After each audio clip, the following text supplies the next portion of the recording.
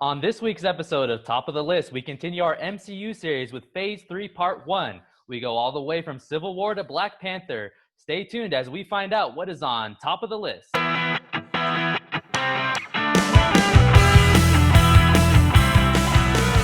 Welcome back, everybody, to this episode of Top of the List. RB back here with my guy Dom over to my left. And we're taking you through, just like he said in the lead-in, the Marvel Cinematic Universe Phase 3 Part 1. So all of the films leading up to Avengers Infinity War. That will be from Captain America Civil War all the way to the Black Panther. Taking you through real quickly how we're going to do this, rank the films. We're going to go in chronological order, give them a score 1 to 10, and then at the end we'll go through our list telling you what our films are in order from 6th to 1st. So without wasting any more time, I know we have a lot to talk about today. This will be the first episode where Dom and I have a lot of points of contention. Dom, you want to get us started with our first film? Yeah, I'm really excited about the films this week, mostly because, like you said, there's a big gap between our review scores and our opinions on a lot of these movies. I'm going to just preface this whole video by saying I feel like I'm in the majority on most of these, and you're in the minority.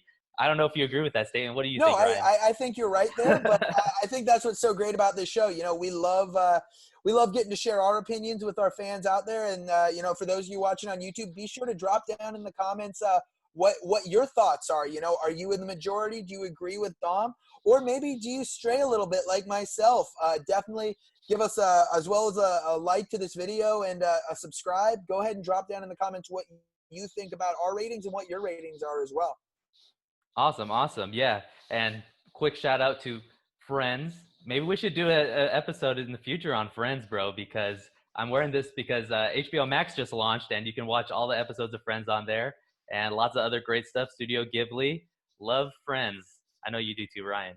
Oh, huge fan of Friends. Yeah, that'll definitely be an episode for the future. Maybe our favorite seasons of Friends, but I know you and I are both big fans of that and both have seen every episode at least once, probably multiple times for both of us. So that's definitely one for the future. But right now, I think we're going to dive right on in. Captain America Civil War will be our first film. I know a personal favorite of yours, Dom. So you want to go right ahead?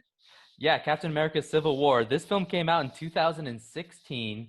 It came out after the last film we talked about, which was Ant-Man, right? In last week's episode. And, I guess I'll say what my score and just a few points I have, and then I'll hand it right over to you.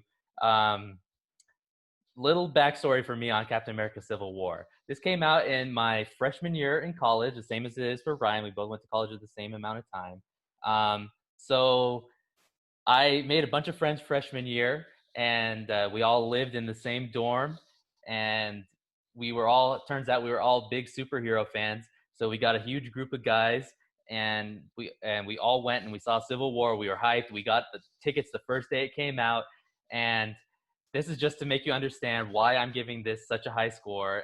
I think that this is one of the best experiences I've ever had in a movie theater. Maybe it was because of the people I was with. Maybe it was the theater I was with. But I just remember sitting in this movie and being absolutely blown away by every single second of this film. I think Captain America Civil War, for the Captain America series in general, it starts at an 8 for me. Then it goes even better with Winter Soldier.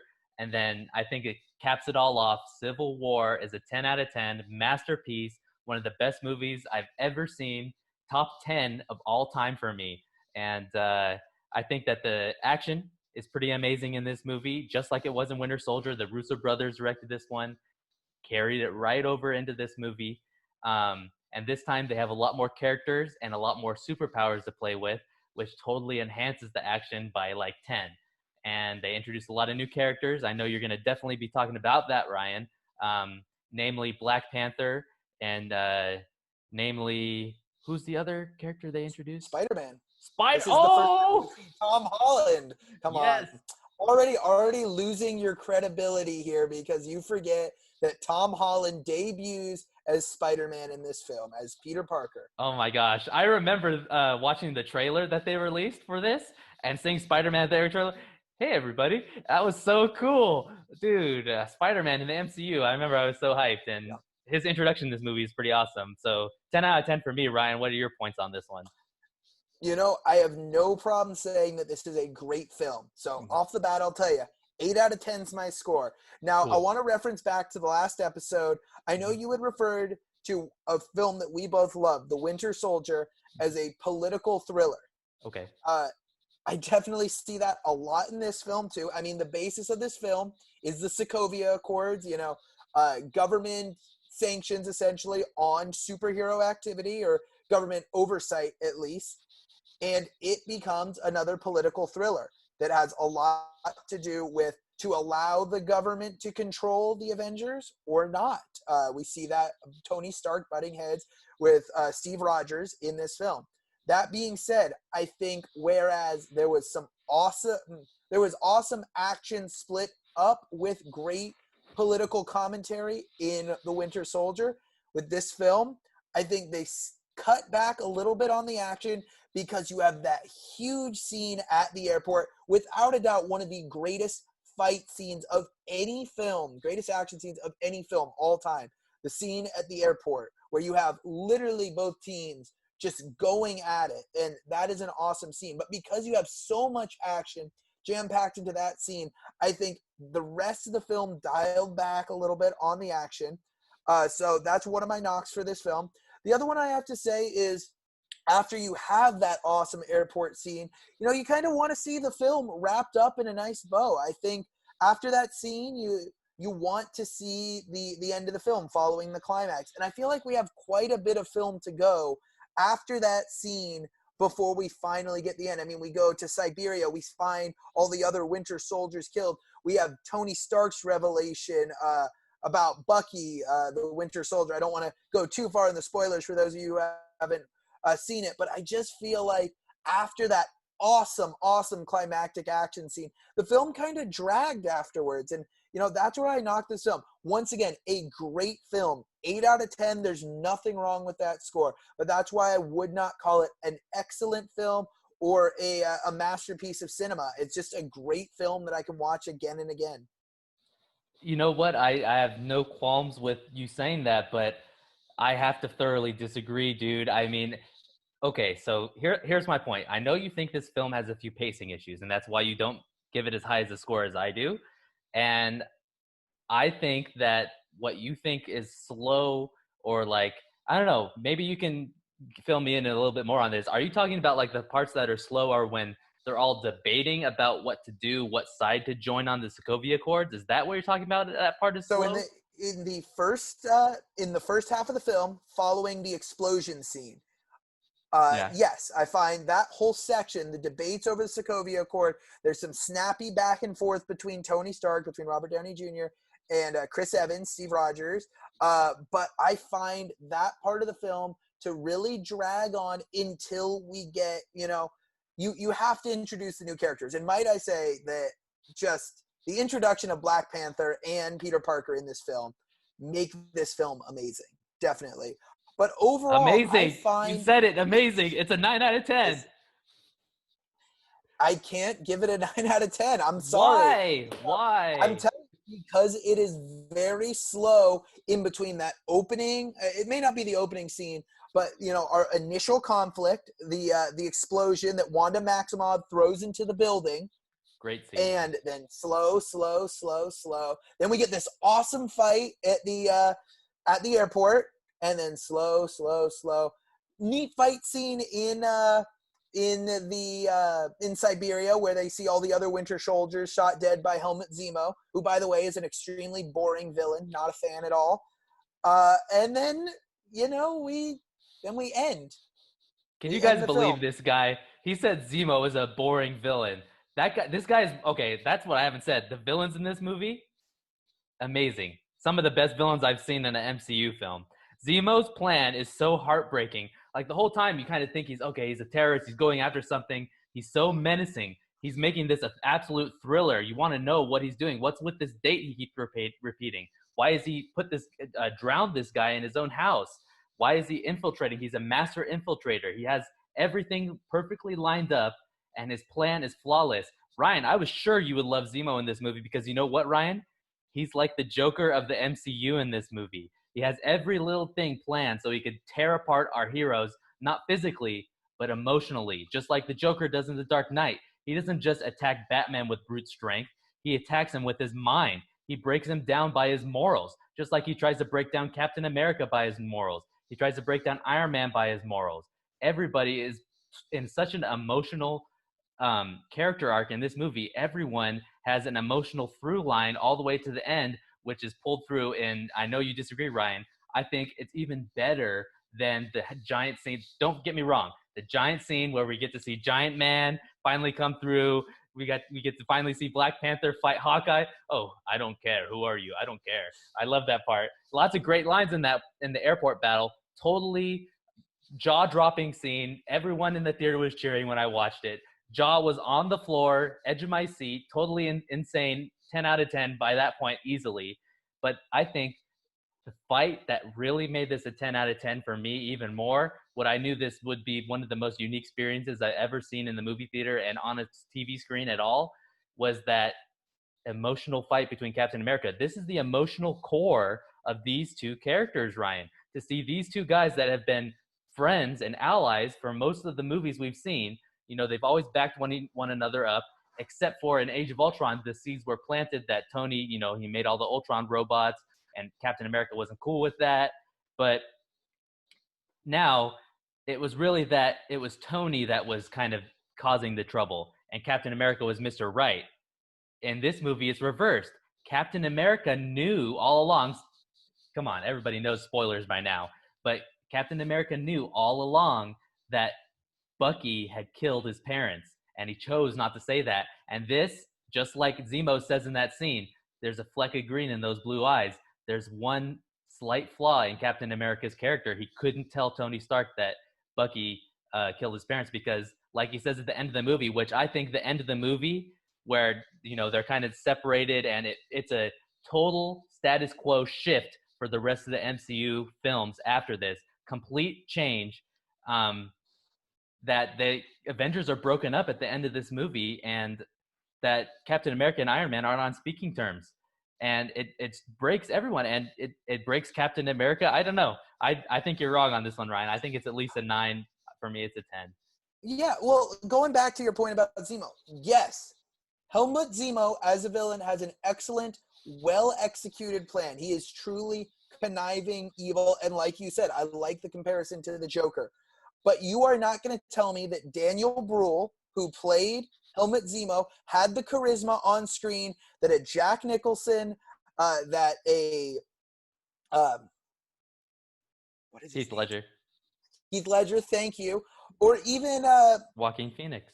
Even a Joaquin Phoenix had there. He didn't have the charisma to carry that. I'm sorry. I found the portrayal then of Zemo, if you want to say as a villain, he's great. The portrayal of him on the screen, I found very blasé. I found it very stoic. I was not a fan of Daniel Bruhl's portrayal. Yes, the execution of the villain Helmut Zemo's plan works. He splits Captain America and Iron Man. He finds an emotional weakness and he breaks it down until the two are separated. They are separate entities. They are no longer the Avengers. And that's why this film is Civil War. You're right. But the portrayal just isn't there for me, and that hurts the film. Yeah, fair enough. I mean, I don't agree. I think he's amazing, but I don't think we're ever going to agree on this one. Still, we both think this is a great movie. Let's keep it at that. Very, very overwhelmingly positive film. A highlight so far in the MCU. Wouldn't you agree?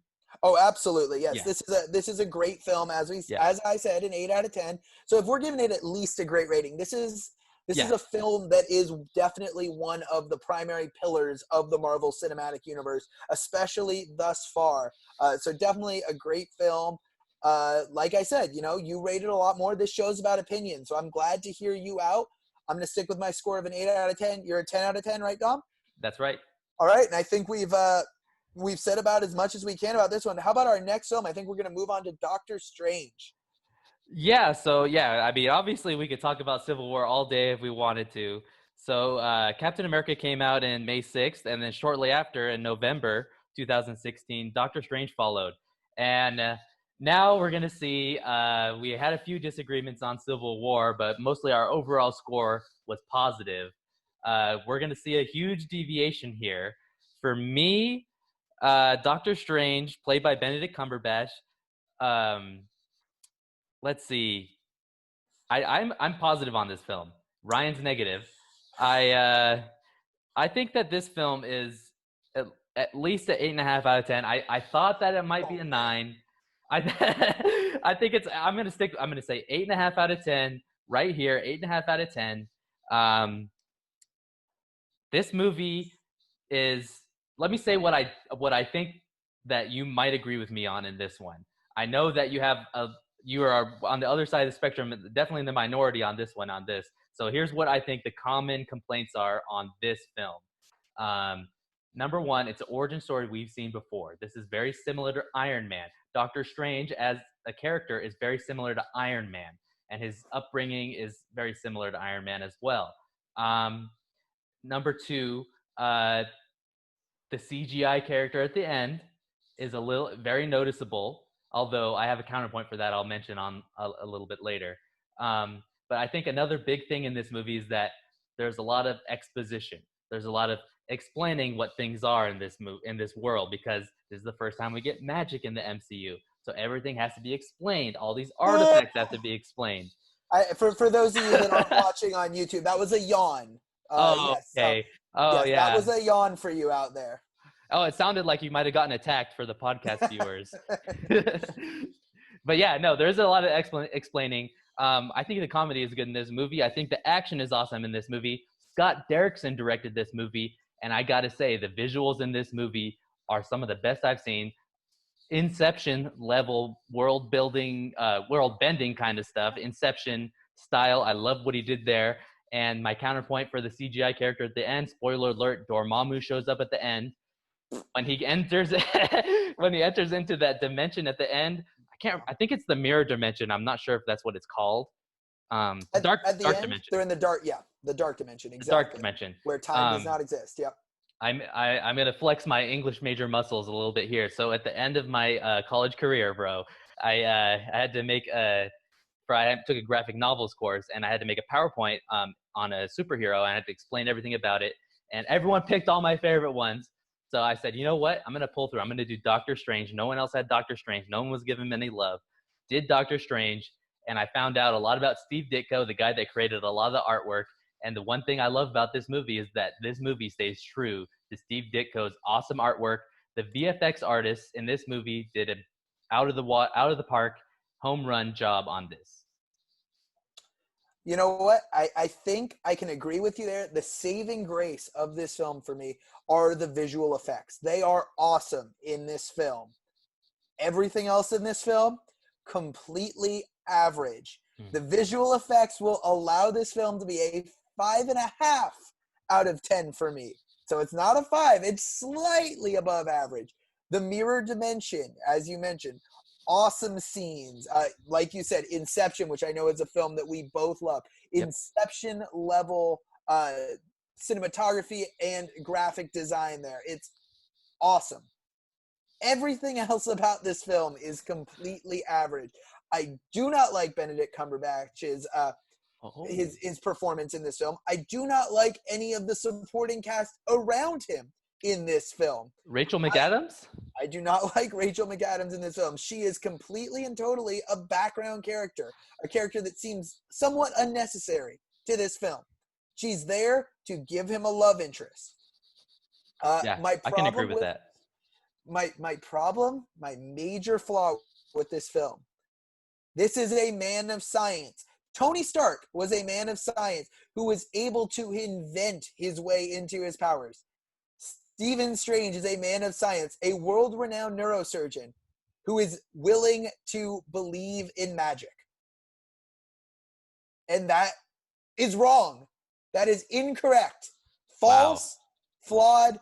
The man lost the use of his hands, which are his livelihood. I understand he was desperate. It is not a story that makes sense. I'm sorry. And the fact that, we see a major character, when we see Benedict Wong's character die, he just goes, whoop, I'm going to turn back in time. A little bit of a cop-out, okay. Stupid. The final scene with Dormammu, where he just keeps coming back and getting killed and coming back and getting killed. Campy, stupid scene. I'm sorry. Okay, that's where I'm going to disagree. I'm going to stop you there. I'm going to disagree with you on that point. Doctor Strange's ending, when he puts himself in a time loop, the first time time travel is introduced in the MCU. Obviously, we later see it in some other films. But I got to say, this is a unique way for a superhero to beat his villain. Like, we've seen Iron Man outbeat Ironmonger. We've seen him beat Killian. We've seen him beat Mickey Rourke's character, Whiplash. We've seen him do that. We've seen Captain America beat people up with his fists, but we've seen the Hulk punch his way out of situations, and Thor throw his hammer at everything, which is obviously what Taika Waititi makes fun of in another film we're going to be talking about shortly. He's always throwing his hammer at everything. So I think that this movie averted that cliche. Doctor Strange is able to outsmart his villain. He's able to outsmart this all-knowing entity. And I think that's a very unique way to have him defeat his villain. He didn't beat him with brute strength or a show of power. He was able to use his wits and his mind, just like at the beginning he proves he has a very great intellect, like you had said before. He's able to use that to his advantage. That is his superpower in this movie, not the magic, not his affinity to learn magic quickly. It's not magic. Not circle this. Hands. It's not this. That's not his superpower. It's his intellect is his superpower, and that's where he differs from. Well, I guess that is. No, you're not going to tell me. You're not. That is another commonality. From Tony Stark may beat the tar out of his villains, but in the end, it is Tony's intellect that gives him the leg up on his villains. I'm sorry. How? Give me one explanation. I believe that he's able to outsmart multiple characters. I mean, in Avengers, for example, in Avengers, how does he outsmart the Chitauri? He outsmarts Loki. How does he outsmart? He understands that Loki. He understands that although the Avengers are not truly together, that Loki fears that and is able to play that against him in that scene in Stark Tower. I think that he doesn't outsmart him. I think more in that, maybe that's a bad example. And more in that movie, it was him having to prove that he can make the self-sacrifices, how he defeated the enemy in that movie. And the bottom line is, every Tony Stark victory proves his superior intellect, as far as I'm concerned, because he built the Iron Man suit. That is but he just creates a new weapon to defeat his enemy. I'm sorry. We go to see superhero movies to watch superheroes beat the tar out of their villains. You want to say that Doctor Strange's final battle, quote unquote, scene here is unique? Great. It is totally unique, and I agree with you. It's not what we pay the $12 or $15 to go and see a superhero movie to see. To see the superhero get killed multiple times until the villain gets sick of it and then just gives up. I mean, we obviously disagree on this one, dude. I give this an 8.5 out of 10. And what was your score on this one? 5.5 out of 10. Like I said, just slightly above average because the visual effects in this film are awesome. Yeah, we both agree. Visual effects in this film are awesome. And I think the action scenes in this one are actually pretty cool. We didn't talk about Mads Mikkelsen, kind of a little bit of a negative for me on this one too. Which is why the having to explain everything is kind of like a full point back for me. And a little bit of a slow, like it takes him a long time to find the Camertage, the place. Like that first chunk of the movie where you're kind of learning who he is, that's slow. So that's like a full point off for me. And then the other half point, I knock it down to an 8.5 is Mads Mikkelsen as the villain in this. He's menacing, but that's about it. He's kind of, I want to almost say he's just another mustache twirler, but he is menacing. You're absolutely right. You use that term way too much, Dom. But I love saying it. Don't judge me. I know you do. And I think it's a great what is that, an analogy there? Or yeah, but it's, I don't know, you're the English major, so you choose the part of speech or whatever you want to call it. But I definitely think he is a mustache twirler, because who is our true villain? Yes, he's the one who opens up, the Dark Realm. Right. But Dormammu ends up being our true villain. It's like, absolutely. Okay. He's just kind of a filler. Yeah. Exactly. Yep. Yeah. Couldn't agree more. Okay, yeah. So that's why I knocked it down for. Obviously, you had a lot of problems with the story. That's why you knocked it down, which makes sense. If I ever had a problem with a story, I 100% like, for instance, Incredible Hulk. I knocked it way down because I did not like that story. Um, so then let's move on now to our next film. This is the first time that we were blessed with 3 MCU films in 1 year. And I do have to say, though, ever since they started doing 3 films a year, it's always been that one of the films was just average for me, maybe a little bit, only slightly above average. Um, Usually 2 of those films I thought were pretty awesome, but it's clear that once they started doing 3 films, that not all 3 of them were amazing films. Only 2 of them were amazing. Okay, so this one came out May 2017, Guardians of the Galaxy Volume 2, directed by James Gunn, once again. For me, I walked out of the theater a little disappointed. Not as great of a film as the first one. I think we agree on I this think one mostly. we definitely agree on that. Yep. Yeah. Yeah, I mean, so I'll preface this film similarly to how you preface Civil War. I remember going to see this film in the theaters. It came out my first week of summer after finishing up my sophomore year of college. So I had just gotten home to Los Angeles from the Bay Area. My girlfriend and my dad and I went to see this film. All 3 of us, huge fans of Guardians of the Galaxy, all of which we had seen separately. So we had seen, this is going to be the first MCU film that we all saw together in the theaters. And yes, completely walked out disappointed in this film. And I don't think it was that this film was all that terrible of a movie. I just think that James Gunn hit it out of the park the first time with Guardians of the Galaxy Volume 1. We came into Volume 2 expecting the same pure gold. And it was a good movie. Some could argue it was a great movie, but was it anything close to what Guardians of the Galaxy Volume 1 was? Absolutely not. I think this film went a little bit too much overboard on the comedy in place of the action. I know we discussed this a little bit earlier, Dom, and feel free to jump in and correct me if you feel differently.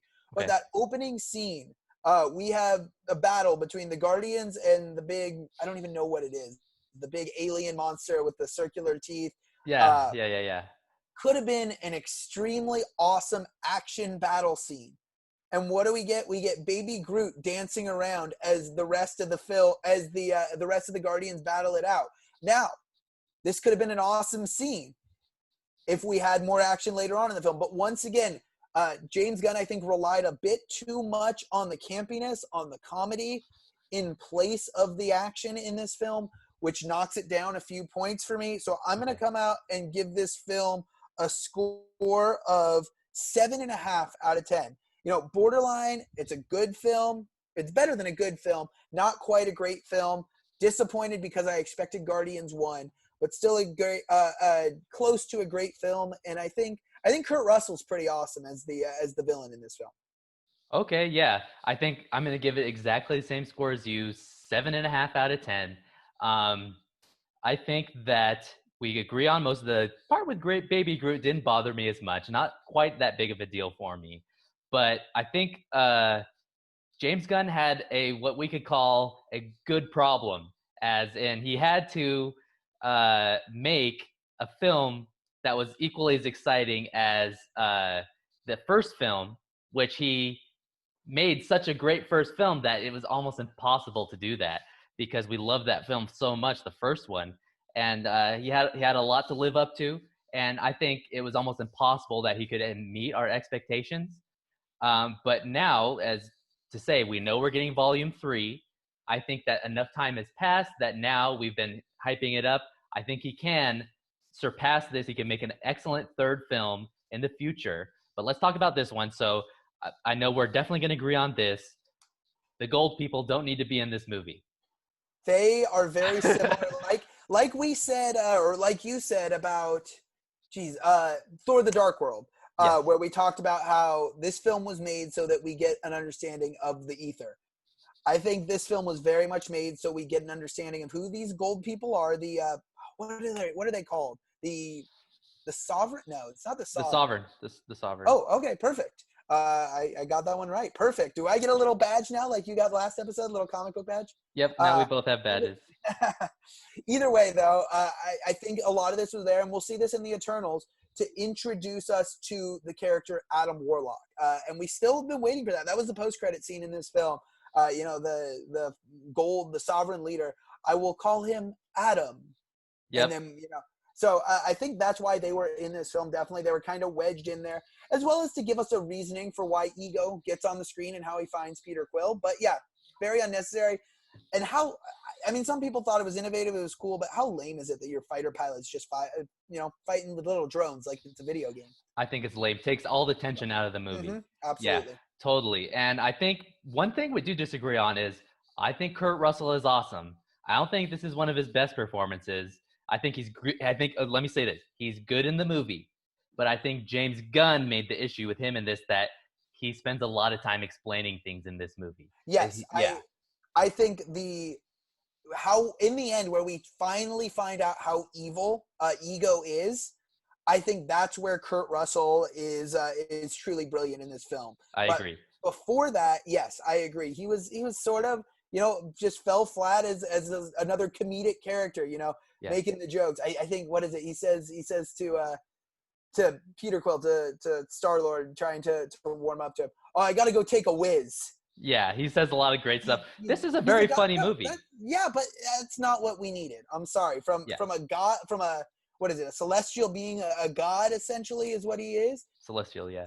Yeah, it's unnecessary. And there was too much comedy in this film. That being said, I love probably one of the saving graces of this film for me. How about the scenes with Yondu and Rocket and Baby Groot? Yondu's amazing in this movie. Yondu is absolutely Michael Rooker. That's the name of the guy. Yep. He is brilliant. Very emotional ending with him as well. I was actually watching some videos on it. I think it was Screen Junkies who brought it up that this was the first true Marvel major character death we've seen in a while, because you think about all the characters that have quote unquote died, they all come back. We see Samuel L. Jackson, Nick Fury die in The Winter Soldier. Oh wait, he comes back. We see Loki die twice and he comes back. We see Pepper Potts die, but no, here is a true scene where we see a character that we have spent the entire movie understanding his character arc and seeing that he's really a good guy. After he's sort of a fallen hero, he's disgraced by the Ravagers at the beginning of this film and thrown out of the Ravagers. And then he gets, there's a mutiny on his ship and he gets thrown into jail on his own ship, or into a cell on his own ship. We finally see him come full circle and realize what a good person he was. And, by not giving Quill to Ego, he was really saving him. Yeah, and I think right now with everything you're talking about with Michael Rooker and Yondu, you're bringing up a bigger point that I'd like to make on this film. And let's try to make this the final one since we agree so much on this film, is that James Gunn, when crafting a sequel, he did the right thing. He tried to make this movie have us care more about the characters. It's all about the characters, but in the process, like you said at the beginning, he took away from the action. He took away from the excitement. And that just made it a little bit still a funny movie at points. Some of the jokes don't land in this movie, I think. Like you said, some of the stuff with Kurt Russell didn't land. I just want to interject real quickly here. A point that, once again, was brought up in some of these videos I was watching in preparation for this film. James Gunn utilizes way too much in this film characters laughing at their own jokes to make the audience laugh with them. And I think, case in point, Dave Bautista as Drax in this film. He's still funny, though. He's too funny for someone. We learn about the tragedy that he's seen, that Ronan destroyed his entire family, for someone to every 20 minutes in this film, oh ha ha ha ha ha. It's just ridiculous. True. I could totally agree with that. And I think some of my favorite Drax jokes are in Infinity War. He makes a lot of great ones in that one. And so both 7.5 on this one. A good film, slightly above good, but not quite great. Disappointment compared to the first. Kind of like for me, a little bit of a disappointment compared to the first Avengers to the second Avengers. Yeah, definitely. But what I can say about this film, if you're looking at sort of the standalone Marvel films, I'm not going to talk about Avengers, but I'll call this one a standalone film. We'll call the Guardians of the Galaxy a team, a single entity. I think Cool. this is one of the better sequels. You know, Yeah. if we're looking at 1 to 2, with the exception of Civil War, of the Winter Soldier. I mean, you look at Thor 2, not great. Yeah, not great. I personally like Iron Man 2, but not many people do, as you brought up in our last segment. So I definitely think this is a solid sequel. It's just, once again, it's so hard to follow up a great movie like Guardians of the Galaxy Volume 1. And compared to some of the other sequels too, like think about Spider-Man Far From Home. Way more awesome than the first, even though we'll talk about in a second. I think that one's awesome as well. And I think Marvel from this point on starts to nail the sequels more and more and more. Maybe we'll disagree on Ant-Man and the Wasp, but that's for next week. We'll see. So 7.5 out of 10, Guardians of the Galaxy Volume 2. What's the next film we have, Ryan? Spider-Man Homecoming. Spider-Man Homecoming. Let's talk about that, dude. They finally, at the beginning of this movie, they finally played the orchestral version of the original Spider-Man. I was cheering at the beginning of this movie. I was as well. Same here. Cool. Yeah, I love that. Okay, so we haven't yet talked about other Spider-Man movies, but for me, Tom Holland is the number 2 Spider-Man of all time. I think we firmly agree on that, and we firmly agree that Tobey Maguire is both our favorites, and I think that comes with a little bias from both of us, just because we grew up with Tobey Maguire being Spider-Man. I think. Yep, nostalgia. Yeah, definitely, and I think going back, I know neither of us are fans of Andrew Garfield Not as really Spider-Man. He doesn't fit because we grew up of this nerdy Tobey Maguire type being Spider-Man, and then you said it best, Ryan. Andrew Garfield, dude. Peter Parker is not a skater punk. Thank you. You just took the words out of my mouth. As I see my girlfriend Caitlin over to my left giving thumbs down. She's a big fan of the Amazing Spider-Man was Andrew Garfield, correct? Correct. She is a big fan, and she's not a big fan of Tobey Maguire. We disagree. That's a point of contention in our house here. That brings us into Tom Holland. I think he's okay. So he is excellent as Peter Parker and Spider-Man. And whereas I think Tobey Maguire is the best at Peter Parker and also good as Spider-Man. But Tom Holland does kind of do good at both, you know? I don't know. But he's good as Peter Parker because he's actually a kid, I think. What do you think? Yeah, okay. So I can definitely agree what you're saying there, you know? But it's just, I think they're neck and neck, honestly. I'm sorry. I love Tobey Maguire as Spider-Man. He plays it, I think, a lot darker. We don't have any of the Uncle Ben backstory with Tom Holland Spider-Man. So he's a different style of Spider-Man. He is, you're right, a kid, you know? Yeah, absolutely. He's a high school kid living out a lot of high school kids' dreams of being a superhero, which is pretty awesome. But, you know, he doesn't have that dark edge that Tobey Maguire has, which, you know, maybe doesn't fit this Spider-Man character in the Marvel Cinematic Universe. So absolutely. I can live with it. It's a different Spider-Man, and I like it. It still fits the Peter Parker persona. So I like Tom Holland's performance, definitely. Me as well. And maybe you could do me a favor here, Ryan. Look up to see who directed this film. I know it's the director of Cop Car, another film I completely recommend. He directed Cop Car before this, which is a very I have it up right now, yeah. Okay. So it's directed by John Watts. John Watts. I should have known that. John Watts, a horror director, a very common thing. James Gunn was also a horror director, and one other director in the MCU was also a horror director first. But so John Watts does a great job, and that's because this is a high school movie. You say all you want about how amazing the Tobey Maguire movies are, which I totally think they are. Those aren't high school movies. Those are Spider-Man movies. This is a high school movie that is also happens to be a Spider-Man movie. And that is a great analysis. Yeah, and that comes down to the villain. Think about it, dude. The villain is his girlfriend's father. Yeah. That's a high school problem, right? Yeah, no, you're absolutely right, yeah. And I was shocked by that twist. Did you see that twist coming? I did not. No, not at all. Me neither. Yeah. No, I think you said it right. First of all, just jumping back about our villain there. How great is Michael Keaton in this film? He's awesome. He is so awesome. And that scene where you don't have a villain and a hero. You have Peter Parker on the way to prom with Michael Keaton driving him there. And those lines exchanged when they're in the car alone together, just sinister. I mean, Yes. I love how the intro to this film too is not our backstory of Peter Parker. It's the backstory of our villain. We feel Yes. for Michael Keaton. You know, yes, he is evil, but we understand his backstory. We understand the anger that has grown in him, that has created the villain. Yeah, absolutely. Couldn't agree more. Michael Keaton's awesome in this movie. So for me, I think I give this one a 9 out of 10. I really enjoy this film a lot. I think 9 out of 10 it's an amazing movie. I've seen it many times. I love how Iron Man's in this movie. I give it a point knocked down because there's a lot of characters that don't need to be in this movie. I think that the Shocker doesn't need to be in this movie. I think that Childish Gambino shows up for like a Yep. little teaser. Yep. Why does that need to be in this movie? He brings up Miles Morales for like a second just to tease us. There's a lot of things that didn't need to be in this movie that were like, like, I don't know, they were just small. They're only small cameos. I don't think we can say that yet because the Spider-Man story arc isn't done. That's true. It's still going on. So we don't know which of these characters are going to come back. I mean, we had it in the post-credit scene.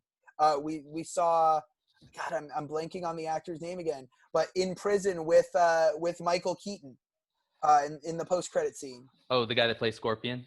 Yes, correct. Okay, I'll look it up. Keep going. Yeah, so I mean, I think just seeing that there, just proves that, yeah, we have these little cameos, but everything in the MCU definitely matters.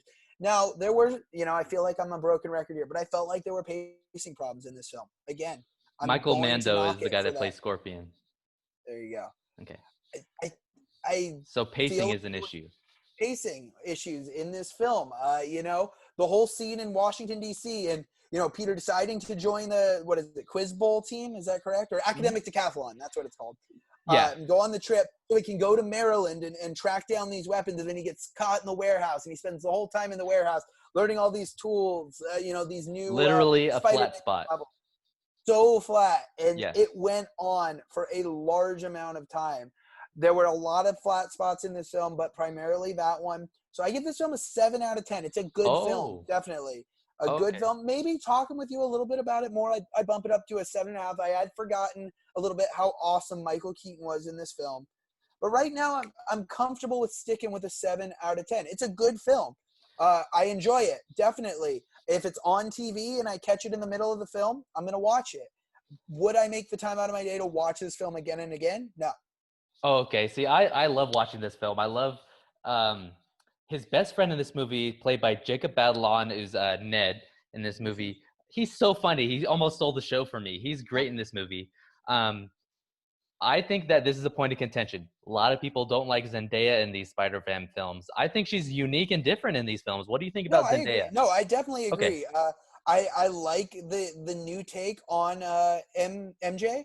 Yeah, but her name's Michelle, not Mary Jane. So. Correct. Yeah. But she, we have the reveal at the end that she's MJ. Everyone thinks, oh great, we have a new Peter Parker, which means we're gonna have a new love interest because we had Gwen Stacy with the Amazing Spider-Man. We have of course MJ in the original Tobey Maguire films. Now we're gonna have a new love interest until we get the twist that she's our villain's daughter, and then to find out that Zendaya is. Am I saying that right? Is it Zendaya or Zendaya? I'm sorry. It's Zendaya. And Zendaya. Okay, perfect. I just wanted to make sure there. Cool. I think it's a neat twist. I think she's not huge in this film. She has some good scenes, some good lines, but I think when she comes back and reprises the role in Far From Home, I love her performance. She really makes it in Far From Home. She really fleshes out her character more. She only has a small role in this one. Yeah, I could agree with that. I don't mind it at all. The new take on MJ at all. Cool. Yeah, I think we agree on that. So yeah, we're both positive on this film. I like this film a lot. Now, as far as Spider-Man films go, this is sitting firmly at number 4 for me. I don't think this is anywhere as good as some of the other Tobey Maguire ones, and I don't think it's as good as the following Far From Home. I think Far From Home is a better movie than this. No, I definitely agree. That's a great ranking amongst Spider-Man films. Stay tuned, fans out there. We may have Spider-Man top of the list episode because there are so many. Maybe in the wake of the next Spider-Man project that will once again be directed by John Watt. It's been announced. Yep, He absolutely. will direct all 3 Spider-Man MCU projects. Yeah, can't wait for that one. The rumors are that Craven might be the villain. That would be pretty cool. But yeah, so I give this one a 9. Ryan gives this one a 7, maybe a 7.5, maybe. So we'll see. What's the next film, Ryan? 2000? We're still in 2017, or? Yeah, we are still in 2017 for, I would say, the best film, not just in this this segment we're talking about, but probably to me the best film in the year 2017, Thor Ragnarok. Wow, in 2017 altogether. Okay. I can't remember what movies came out in 2017, but yeah, go ahead. I would have to go back and take a look definitely at what other films came out in 2017, but this film blew it out of the water for me. This was the best Thor film. This Your film favorite director as well. Oh, I love Taika Waititi. He is fantastic, as well as in his cameos in this film. As Korg. Korg, there we go. I was gonna say Crag. He is amazing in this film. He is. The ensemble performance in this film is amazing. I think this film, very similar to Guardians, does an awesome job balancing, some very dark subject matter with some great comedy. I mean, we have Thor, who has been, his throne has been taken from him by his truly evil sister Hela, who is raising the dead to rebrand, so to speak, rebrand Asgard as this military power that's to take over all of the realm. Truly an evil villain, and yet we have Thor getting stoked in the middle of the arena in Sakaar when he sees the Hulk, and he goes, "Yes!" I love that scene. I mean, the balance of comedy. We're friends from work. Yes. Oh man, the performance. This is the best Thor performance without a doubt by Hemsworth, Chris Hemsworth. There we go. Yep. Fantastic performance. Everyone in this film is amazing. I could not point at one actor or actress in this film who disappointed. So I'm going to give this film a 9.5 out of 10. I have a hard time giving films a 10 out of 10. You know that. But 9.5, which is extremely high praise for me. So the first 9.5 I've given since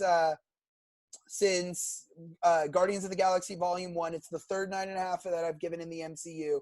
Guardians of the Galaxy Volume 1 and the Avengers, the original Avengers. So my third 9.5 out of 10. Wow. This is, I put this one a step above the original Guardians of the Galaxy 2. I would say this is my favorite standalone Marvel film thus far. Okay. Wow. Some high praise from Ryan. I'm going to praise this one as well. Also going to give this a 9.5 out of 10. Everything is amazing in this movie. One key point I want to hit on here, Ryan. Let's talk about the improvised scenes in this movie. I know you've done a lot of research on the background. A lot of the stuff is improvised, especially let's talk about the elevator scene between Tom Hiddleston and Chris Hemsworth.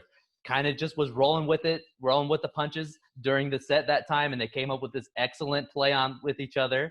A lot of stuff with in the Hulk arena, the whole "we're friends from work." Some kid was visiting the set that had cancer, and he wanted to see Chris Hemsworth. He was talking to him. He says, "Oh, it'd be so funny if he said we're friends from work." And they made it in the movie, and it was so amazing. I just love little tidbits like that. Yeah, no, those are, and, we talked about this in, I'm trying to remember. We talked about this in the MCU Phase 1 with I Am Iron Man. Those lead to the best scenes on cinema because it's so authentic, because that's truly what it is. So, and it leads to a masterpiece, definitely. 9.5 out of 10. I know we said 10 out of 10 is a masterpiece of cinema. Give it a 9.5 out of 10. It's almost a masterpiece. Almost a masterpiece. I want to say, who steals the show for me in this film? Jeff Goldblum is amazing in this film. He's playing basically space Jeff Goldblum, is he not? Yes. Oh, he is. And I love Jeff Goldblum. I love Jeff Goldblum from of course, the Jurassic Park films. Yep. I love Jeff Goldblum even now in the apartments.com commercials. Those are fantastic. How about Jeff Goldblum in The Fly? Jeff Goldblum in The Fly. He is fantastic in that film. That film is a bit disturbing. I know we both love that film though. Yeah, it is. Jeff Goldblum is amazing. He's an amazing actor, and I love the character he plays in this film and the world his character creates, this world of Sakaar. I love it. I think it's characterized best by the ship that they escape Sakaar from. Oh, it's his orgy ship, and it's firing off fireworks. Oh, man, this film. And, oh, man, Jeff Goldblum in this film, in the world that Sakaar is, and the people dancing in the streets dressed up like the Hulk. And, having him on the large screen. My prized gladiator is gone. Find him. Don't let him get away. I love that. I love that. Just this larger-than-life character, perfectly cast. He is amazing in this film. Yeah, absolutely, dude. So both 9.5 out of 10. We both love this movie. Let's go right on to the next film. We're going to start fighting back with each other again now, Ryan. The final film we're talking about today, right? This is our last film. This is our last one. This is number 6, Black Panther. And I know I may be skating on thin ice with a lot of people out there. I seem to be the only person who was not that big of a fan of this film. Everybody was talking about this film. I remember the week it came out, everyone was talking about it. So typically I wait a couple of weeks to go see the movies. At the time, Movie Pass was the big thing, for those of you who remember that. You had to wait a couple of weeks before being able to go and see a large movie like this with Movie Pass, because a lot of the times it was sold out. So finally I think it was a Monday night at like 9 o'clock showing. I had a night class, went straight from the night class to the movie, and just walked out saying, really, that's what all the hype was about? This film, I don't know. You go ahead. Let me gather my thoughts. I feel like the backstory for T'Challa was enough in Civil War. I don't know. This was more a film about Wakanda. Okay. Yeah. Let me just keep all my emotions in here, dude. Let me just control my anger. Don't let it control me. Luke Skywalker, Yoda, give me the powers to control my anger, bro. Okay. Black Panther, 9.5 out of 10 for me. I love Black Panther. Number 1, I'm going to say it right now, and I think you might agree. This is the best villain in all of the MCU. Hands down, I think for me.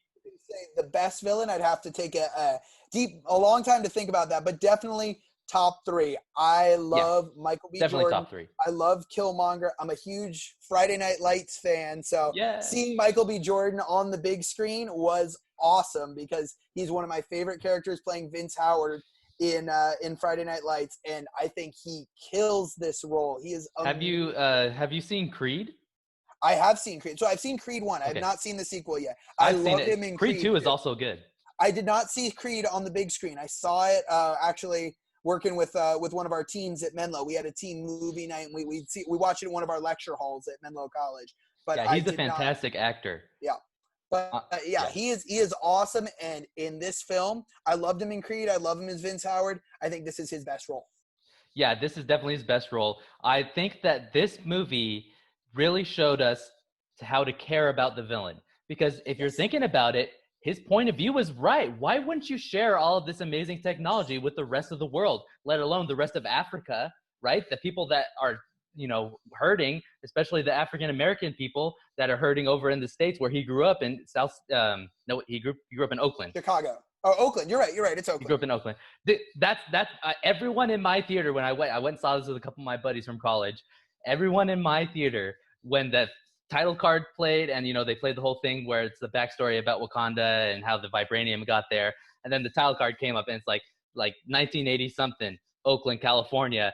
Everyone was cheering in my theater because they were like, what? They're finally going to show some representation in this. I was like, damn, that's pretty cool. This is for me, this is a cultural movement, not just a film, a cultural movement. That's why it's a 9.5 out of 10 for me. This shows a lot. It's not the first black superhero. A lot of people say this is the first black superhero. There's been Luke Cage. There's been a few other black superheroes, Falcon, namely. But I think that this is the first time we got to see the main character, this fully fleshed out, and this world fully fleshed out. And Ludwig, I'm going to mess up this guy's last name, the composer for the music in Black, Ludwig and Göransson or something like that. But he also does the music for The Mandalorian. Do you have his name, Ryan? Or I'm pulling it up for you right now. Keep going. Okay, yeah. So he also does the music for The Mandalorian. The music in Black Panther is incredible. I love the main theme. I love the music. I love that part. Do you know who he is, Ryan? Yeah, Ludwig Göransson. Yeah. He's an amazing composer. One of my favorite out there right now. He's almost on the level of John Williams for me. I think he does a lot of great work with composing. Even though John Williams is the all-time great. John Williams is the all-time great. Yeah. But yeah, dude. T'Challa, he's kind of okay. The reason I knocked this one down to half point, for some of the movie, I mean, towards the end of the movie, his character arc gets amazing. But towards the beginning of the movie, he's kind of flat for me. But once once Killmonger gets more involved, and once we get into Wakanda, then he becomes awesome. But and we get to see him defeat and become the real king. Yeah, so I think we agree on a lot of things on this film, but I knock this film for it. I love Michael B. Jordan's character. I love Killmonger. I love his plight in this film, and I hate to say it, but his plight eventually wins. He sways T'Challa. That's what makes it so awesome. Yeah, no, that isn't. Yes, that makes it an unnecessary film. I'm sorry. What? How could you say that? Okay, dude. The reason. Okay, all the best villains teach the hero something and how to be a better hero. The Joker taught Batman how to truly be the hero that Gotham needed in The Dark Knight. Michael B. Jordan teaches T'Challa, or why am I blanking on this guy's name that plays T'Challa? Chadwick Boseman. Chadwick Boseman. He teaches Chadwick Boseman how to be a better hero and how to be a better leader for the people of Wakanda by sharing technology at the end. He says, Wakanda is not, I love the note at the end of the movie where they say, but how could Wakanda help anybody? It's just a country of farmers. And then he smiles, and we all know the truth, really. And I love that point. I think that this is an amazing movie. But go ahead and continue with your point, dude. Yeah, no, I mean, we are agreeing on a lot of the same points. It frustrates me. It frustrates me so much that what creates Killmonger, that opening scene in Oakland. So we get to that, and the death of his father by King T'Chaka. It's T'Chaka's brother, right? The death of his father is for naught because eventually his father's wish is executed by T'Challa, and I hate to see, I think what really hurts me in this film is seeing Killmonger die. For me, that was a very powerful moment. I love when he says, don't what does he say? Bury me in the ocean with the ancestors that knew. It was better to jump the ships than to be bound in chains or something like that. Yes, absolutely. Yeah. I mean, it is a powerful scene, but maybe I'm idealistic. I think it would have been amazing if we saw Killmonger and Chadwick Boseman and the Black Panther team up for Wakanda. Maybe I'm idealistic. I understand that. And maybe that doesn't go with the comics. I'm sure it doesn't. I'm not a comic reader. He doesn't even die, or he comes back to life a bunch in the comics is the thing with Killmonger. But I absolutely love Michael B. Jordan's performance, and I wish he would have stuck around like a Loki type and been another Marvel anti-hero. I think Marvel, the MCU, has created a lot of awesome anti-heroes. Loki, of course, being our primary one there. Absolutely. And we see it again when we see later on Hawkeye in Endgame. I think he plays a great anti-hero. But I would have just loved to see more on Killmonger, and that hurts this film. For me, I don't know. Like I said, I think... Come on, you got to give it a high score. Come on, dude. Okay, just because I moved up Homecoming to a 7.5, I'll move this one up to a 7 out of 10. I had it at 6.5 originally. Yeah, 7 out of 10. It's not an okay film. It's a good film. Come on, you have to agree. It's a good film. It's a good film. I know that you might have. Okay, I could get it. People were hyping it up for you, and you didn't think it was as good as people were saying. So maybe that's why you knocked it down a few points, and plus the other reasons. Yeah, I mean, coming off of Ragnarok too, I guess maybe I was expecting, seeing something like Taika Waititi directed, maybe something that had a little more comedy on it. I know it's a little controversial because I just said that I didn't like Guardians of the Galaxy Volume 2 because it was too much comedy. I Yeah. think it's seldom that you find a film with the perfect balance. True. Guardians of the Galaxy Volume 1, I give it. Thor Ragnarok, I give them the perfect balance. So coming off of that, maybe it was just tough for me. Yeah, To and I think maybe film you that had a had little. Oh, go zero ahead. Sorry. comedy. Yeah, to see just a film that had minimal comedy. Yeah, and I think maybe you had a little bit of mixed expectations. Like for me, for example, Ryan Coogler directed this film. He also directed Creed. So I knew what I was getting into. I was going to get into a very, serious action-driven film with a lot of great filmed action, a lot of great character moments, and a lot of drama. So that's what I thought I wanted from Black Panther, and that's exactly what I got. But for you, you're expecting more of an MCU film that we've gotten used to. Thor Absolutely. Ragnarok, Guardians, Iron Man is pretty funny as well. A lot of things like that. So I could totally get that. And I think we should move into our list. I want to say my list first, and then I'm interested to hear what your list is You now. go right ahead. So go ahead and take a look at your adjusted scores as well. Let me pull up my list here. So top of the list for me, actually, I'm going to start at number 6. So MCU Phase 3 Part 1. Number 6 is Guardians of the Galaxy Volume 2, sitting at a solid 7.5 out of 10. Not a great film, but just slightly above a good film. So yeah, number 6, Guardians of the Galaxy Volume 2. Number 5, Doctor Strange, 8.5 out of 10. I love Doctor Strange. I liked a lot about it. I think Benedict Cumberbatch embodies the character great. I love Steve Ditko's artwork coming through in the film. That was really cool. We already talked a lot about Guardians, talked a lot about Doctor Strange. Spider-Man, we talked a little bit about. This is a great Spider-Man movie, but it's more so a high school movie, like I said. And for me, I love it even more for that they really focus. This is a coming-of-age high school movie. We didn't get to see him become Spider-Man on screen. But in this movie, he's already Spider-Man, but he's not really Spider-Man. He has to become Spider-Man without the suit that Tony Stark gives him. He has to put on that old suit at first to defeat the villain. He has to become Spider-Man as we know him in this movie, and I think that the film succeeded in that. 9.5 out of 10. Let me just interject there about Spider-Man: Homecoming. I want to add one more thing where, yes, we see him become Spider-Man when he puts on the old suit. He puts on the red and blue hoodie. I think we also see him become Spider-Man when he spares the life of Michael Keaton. Absolutely. I think that's truly where he goes from being, just your friendly neighborhood Spider-Man to a true superhero there when he makes the decision to save Michael Keaton's life. Yeah, and he makes the decision that maybe Tony Stark might not have, right? He makes a different decision, and he kind of is channeling, like, I think this is what the MCU is building towards. They want to make Spider-Man the replacement for Captain America. They want to make him this leader that we've grown to love in Captain America, and they're really building him towards that, I think, at least in my opinion. Okay, so Spider-Man Homecoming sitting at number 4 for me. Then sitting at top 3 for me, number 3, Black Panther, 9.5 out of 10. Really enjoyed this film. Excellent villain. We just talked about it. I really loved Black Panther. But I do think my other 9.5 in this section here, Thor Ragnarok, 9.5 out of 10, was a more enjoyable film for me.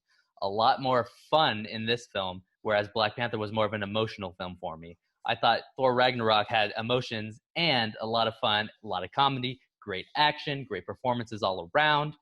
Really excellent film. Taika Waititi blew his first directing an MCU out of the water.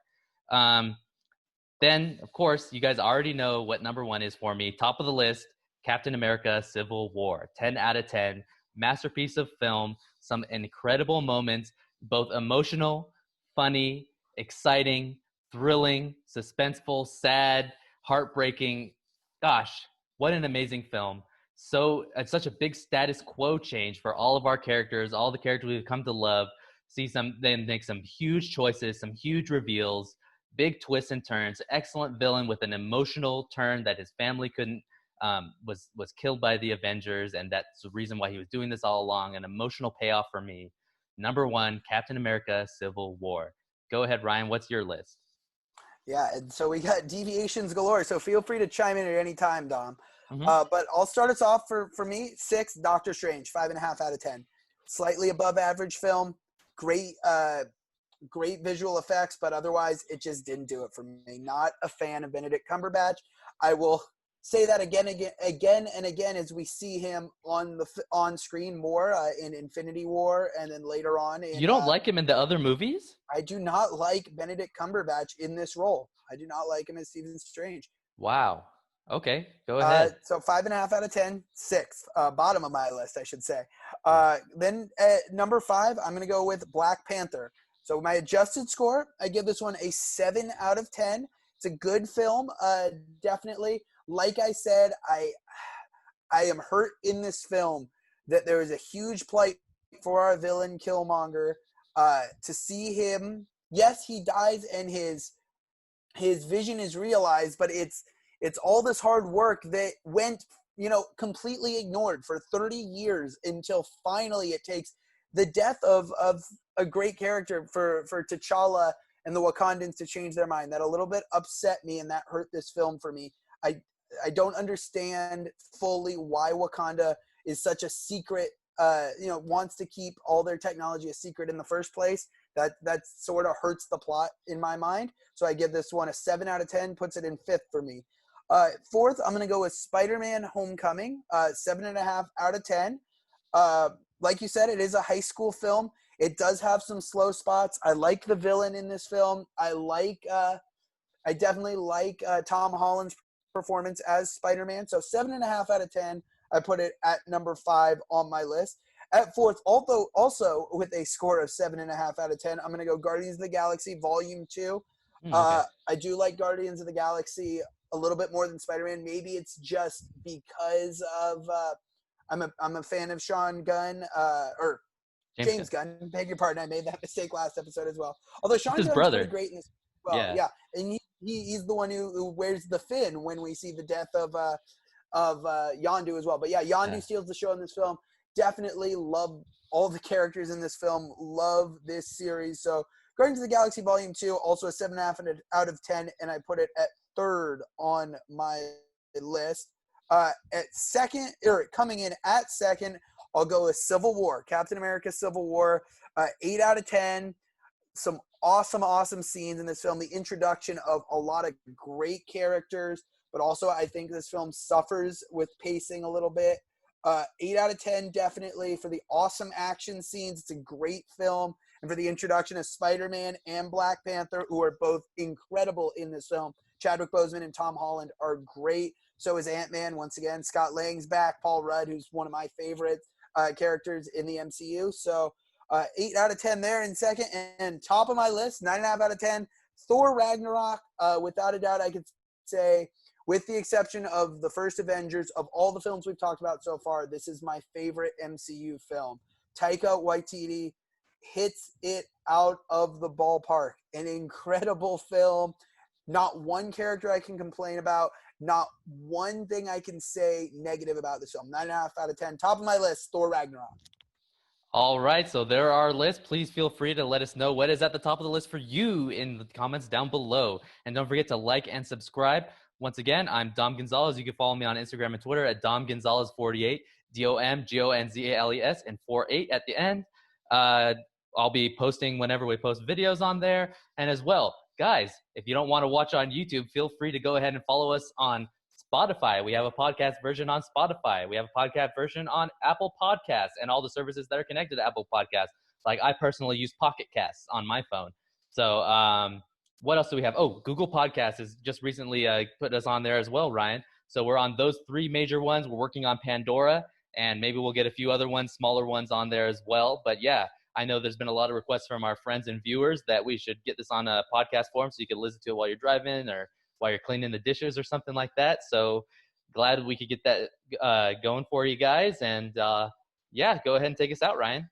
Yeah, thanks, Dom. So like Dom said, Dom Gonzalez, I'm RB, Ryan Barnett. You can follow me online on Instagram, RB or at RB_the_SID. But thanks so much for tuning in, guys. Be sure to like the video, drop a comment on what's on top of your list, and subscribe to our channel for more awesome content like this. But definitely come back next week so we can finish up our MCU deep dive with Phase 3 Part 2. Some great films we're going to be talking about. Awesome Stay tuned films. next week. All right. See you later, guys.